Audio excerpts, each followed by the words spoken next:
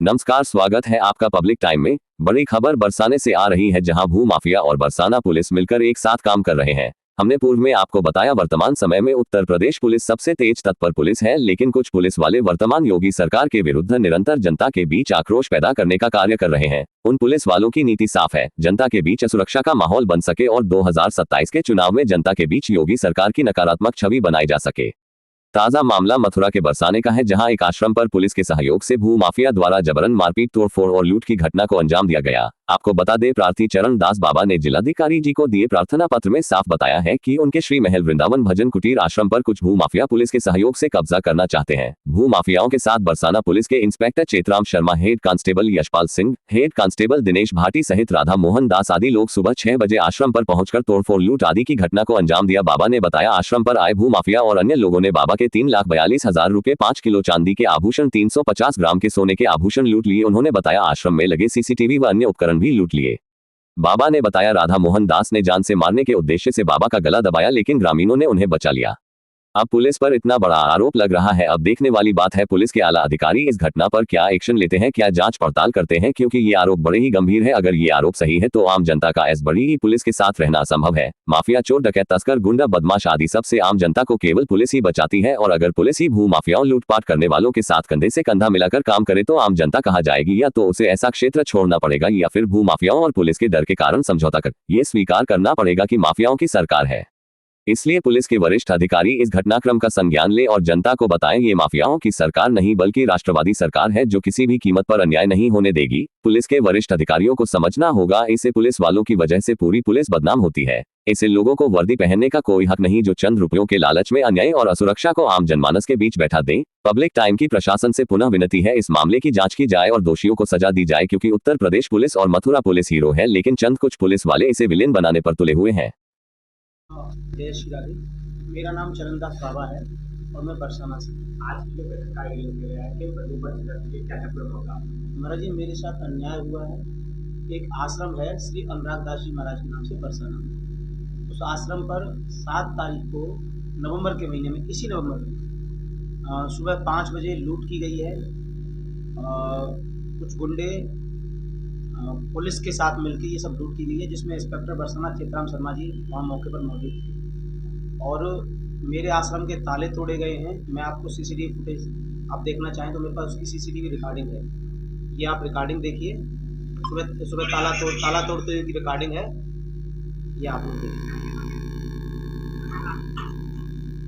ये सब बरसाना पुलिस की मौजूदगी में हुआ है।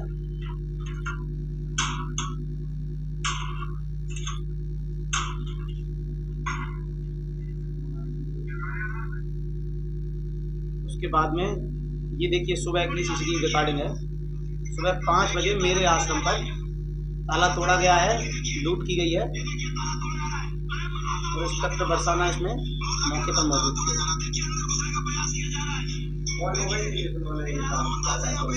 ये दर्शन महाविद्यालय ऋषिकेश में एक प्रिंसिपल हैं, जिनका नाम राधा मोहन दास है। उनके संग कुछ असामाजिक तत्व, भूमाफिया लोग हैं, कुछ लोकल लोग भी हैं, और इंस्पेक्टर बरसाना की मौजूदगी में ये सब कार्य किया गया है।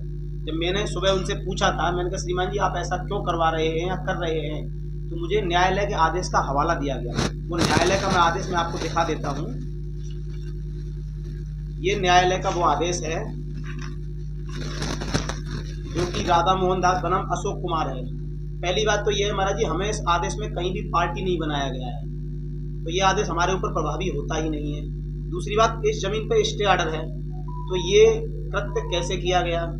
तीसरी बात, कोई भी राजस्व की टीम मौके पर मौजूद नहीं थी। अगर कब्जा या ऐसा कुछ करना था या लूट करना था तो कोई राजस्व की टीम मौके पर नहीं थी। चौथी बात, यह आदेश सिर्फ 12/9 तक प्रभावी था, 12/9/2025 तक। पांचवी बात, मैं जब मालिकाना हक मेरे पास में है उस जमीन का, ये वसीयत है महाराज जी की हुई, रजिस्ट्री मेरे पास है, रहता मैं हूँ महाराज जी, सीसीटीवी फुटेज मेरे लगे हुए हैं, बिजली का बिल मैं भरता हूँ, सारे डॉक्यूमेंट्स मेरे पास में हैं। कुल कितनी अखजात महाराज जी? 505 वर्ग गज में एक आश्रम है, उसी के ठीक सामने 200 वर्ग गज का एक प्लाट।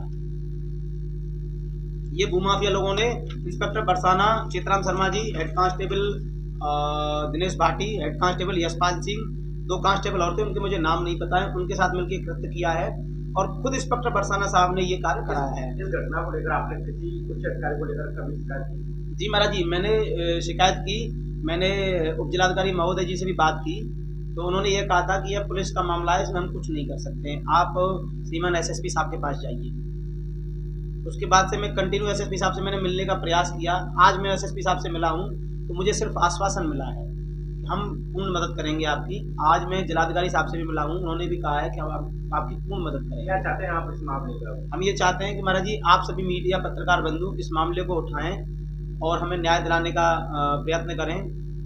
यह ठाकुर जी की भूमि है, जिसमें बाहर के लोग आके, बंगाल से बंगाली वगैरह लोग आके, बांग्लादेश से लोग आके यहाँ कब्जा करना चाहते हैं, इस जगह का व्यापारीकरण करना चाहते हैं और अनाधिकृत तरीके से जगह को कब्जा के ये सब करना चाहते हैं। जिस समय पे यह घटना कारित की गई थी, आप देखिए कि इस वीडियो में मैं खुद ही वीडियो बना रहा हूँ, उसके बावजूद भी इंस्पेक्टर बरसाना साहब ने मुझे ही एक तरफा कार्रवाई करते हुए 151 में चालान कर दिया और मुझे ही इसमें पार्टी बना दिया है। आप देखिए, जब मैं वीडियो बना रहा हूं तो मैं कैसे इस चीज़ को रिकॉर्ड कर सकता हूं। अब मुझे थाने में पूरे दिन भूखे प्यासे रखा गया। सुबह 5 बजे की यह घटना है, शाम को 5 बजे मेरा चालान किया गया है और रात को 9 बजे सभी मोहल्ले के लोगों ने मिलके मेरी गोवर्धन से उपजिलाधिकारी महोदय जी के यहाँ से जमानत कराई है। उसके बाद में आपके नाम लिखित में रजिस्ट्री है? जी महाराज जी, तो आप चाहें तो मेरी प्रति देख सकते हैं। एक रजिस्ट्री 1995 की है और उसके बाद एक दूसरी रजिस्ट्री 2014 की है। दोनों आपके नाम है? दोनों हमारे पूज्य गुरुदेव के नाम है और उनकी वसीयत हमारे पास है। जब गुरुदेव हमारे पधारे थे 10/4/2021 को हमारे गुरुदेव का देहावसान हुआ, तो वह हमको एक वसीयत दे के गए थे और हम शुरू से ही लगभग 30 वर्ष से महाराज जी की सेवा कर रहे हैं।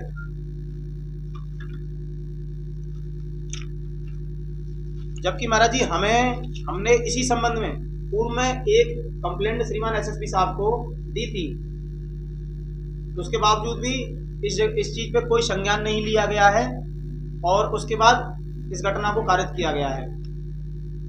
तो क्या मानता आप इस मैटर में क्या करें?